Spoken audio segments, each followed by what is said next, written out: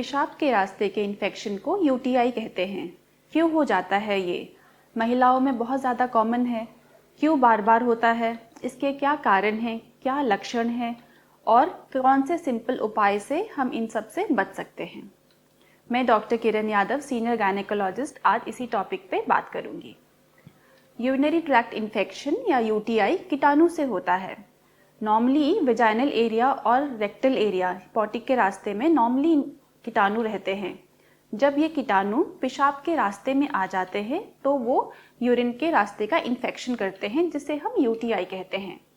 ये इन्फेक्शन पेशाब की थैली, जिसे यूरिनरी ब्लैडर कहते हैं, गुर्दे, किडनी या फिर जो यूरेटर होता है जो किडनी को और यूरिनरी ब्लैडर को जोड़ता है, उसके इन्फेक्शन को कॉज करते हैं। यूटीआई औरतों में ज़्यादा कॉमन होता है।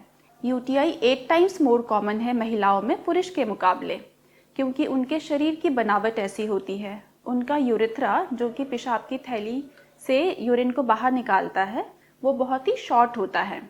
वेजाइनल और एनल एरिया यूरिनरी ओपनिंग के बहुत पास होते हैं, जहाँ से कीटाणु आराम से ट्रैवल कर लेता है।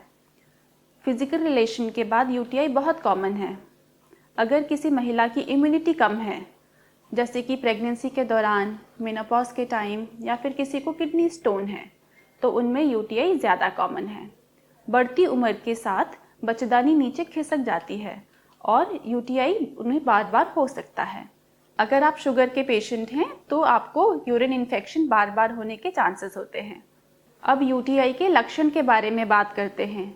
अगर यूरिन बार बार आता है, कम आ रहा है और पेशाब करने में जलन हो रही है, या फिर यूरिन पास करते टाइम आपको दर्द हो रहा है, या फिर पेशाब में खून आना, बुखार आना, ये सारे यूटीआई के सिम्टम्स हैं।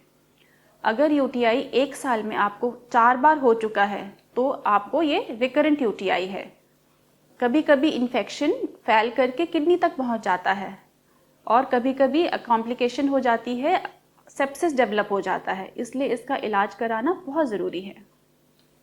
आज हम कुछ ऐसे उपाय डिस्कस करेंगे जिससे करने से हम यूटीआई से बच सकते हैं। अगर आप कॉमन वॉशरूम यूज़ करते हैं तो ट्राई करें कि इंडियन स्टाइल यूज़ करें, और अगर वेस्टर्न ही यूज़ करना है तो उसे बिना टच किए यूरिन पास करने की कोशिश करें, जैसे कि स्क्वैटिंग पोजीशन में हल्का सा झुक के और उसके ऊपर बैठते नहीं हैं।